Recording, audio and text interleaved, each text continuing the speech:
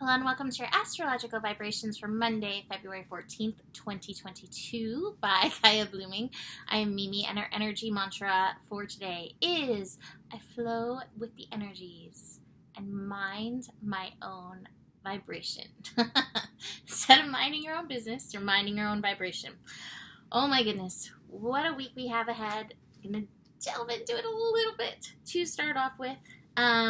Actually, to start here on Monday, we have Mercury moving back into Aquarius. Mercury moved into Capricorn. I was meant to look up the date, but I forgot. A few weeks ago during its retrograde. So here he's moving into Aquarius, finishing up this shadow period. Mercury will be shifting at 1:54 p.m. Pacific time. Being that Mercury will be at 29 degrees Capricorn all day and then shifting to 0 degrees Aquarius, it may be a wonk technology day. So just keep that in mind. We'll dig into that more when we discuss Monday's astro. We have a big full moon building. This full moon will happen at 8:56 a.m. Wednesday. This moon is at 27 degrees Leo, which means this moon is in conjunct difficult, challenging connection.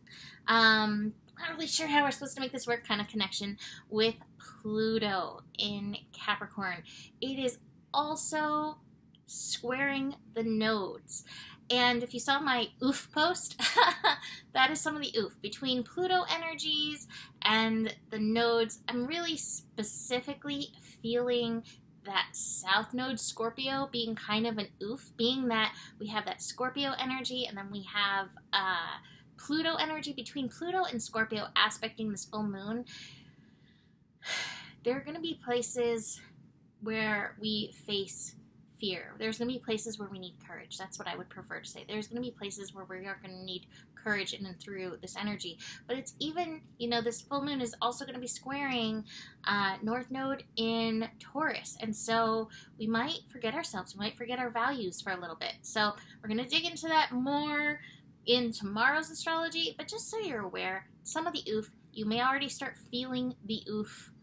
Full moon is a chance to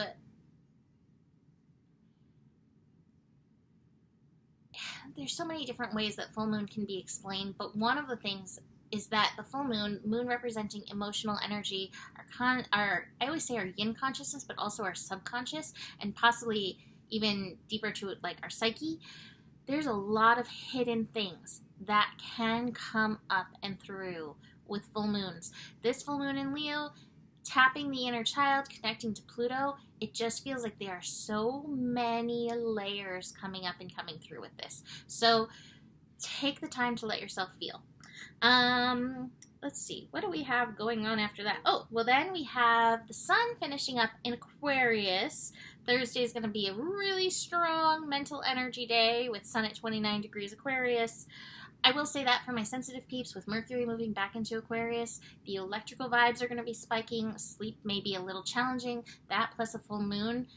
Do your grounding work. Do what you need to do to make sure you rest. And even if you can't sleep, take the time to rest.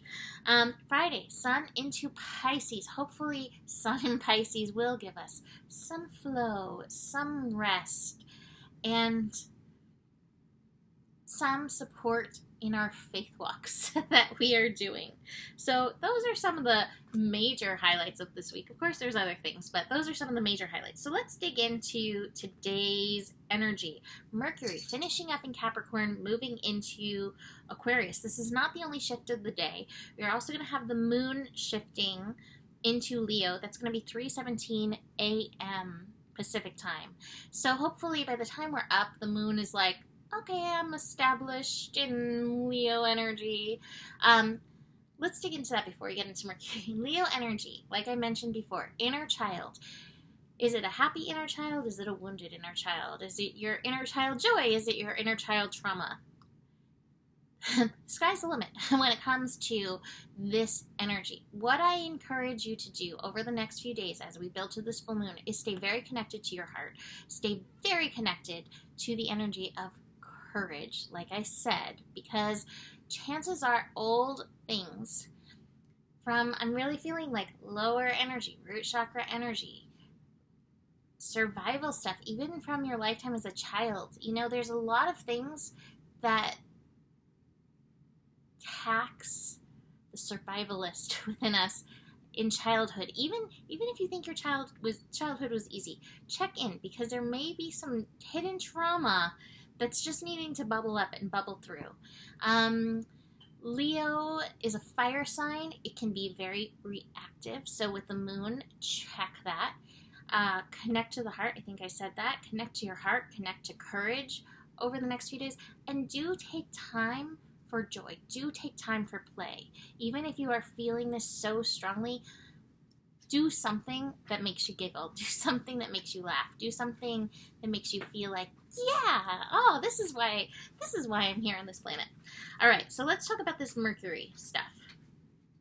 Actually, very interesting. The last connection of the moon in Cancer is actually with Mercury, in opposition with Mercury, early in the morning. Now, this is so interesting because that's Luce in the background, if you can hear that. Because Mercury in Capricorn at 29 degrees, what I'm really feeling is like the doubling down on the responsibility of your mind. Recognizing the power of your mind. Because when Mercury moves into Aquarius, oh my gosh, we can take the power of the mind to a whole other layer.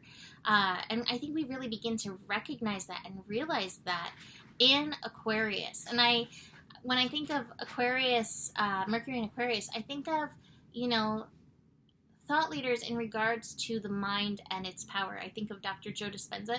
I don't necessarily agree with everything that he says, and I don't think that this life is so much about manifestation, but I really love what he says about heart and mind coherence. I think about Dr. Bruce Lipton. I think about, there's so many other pioneers in regards to recognizing the power of the mind and how we are to utilize it. And that, to me, is about Mercury and Aquarius, recognizing we all have the power of vibration. We all have the power of visualization. And these things aren't nothing. These things aren't kids' games. These are things, these are tools that we can utilize to support ourselves. And so just recognize that with Mercury moving into Aquarius. It will be at 0, like I said, so it'll be kind of a little wonky. Your mind may be a little wonky, but this is the call to remember that. And I think that this is part of recognizing our personal power. Is that we all have power of the mind. I'm thinking like X-Men right now, actually. So keep that in mind with Mercury moving into Aquarius. It can overstimulate your mind. I will say, anytime we have Aquarius, it's so good to get grounded. And at the very least, because Mercury in Aquarius can stimulate genius ideas, truly. Like, be ready to write stuff down. Have a pen and paper handy. This will be a rather fast transit. It's only going to be just a few weeks of Mercury hanging out in the sign of Aquarius, but still, we can get quite a bit out of it. I think that I'm going to leave that there. So let's look at the cards that we have. I love these two cards, and I feel like these two cards go so well together and connected to this moon in Leo energy. The adventure card. The adventure card is a child. Like, you know, there's all this darkness around, but there's this light they're moving into. And so it's like, yes, this phase of adventure, this phase of exploration. Why? Because our inner adult has chains that are kind of keeping us stuck. And so we want to do these explorations so that we can shift and create beautiful new path. The Fool card. Go into these things innocently. Even if you've done this work, there are so many layers.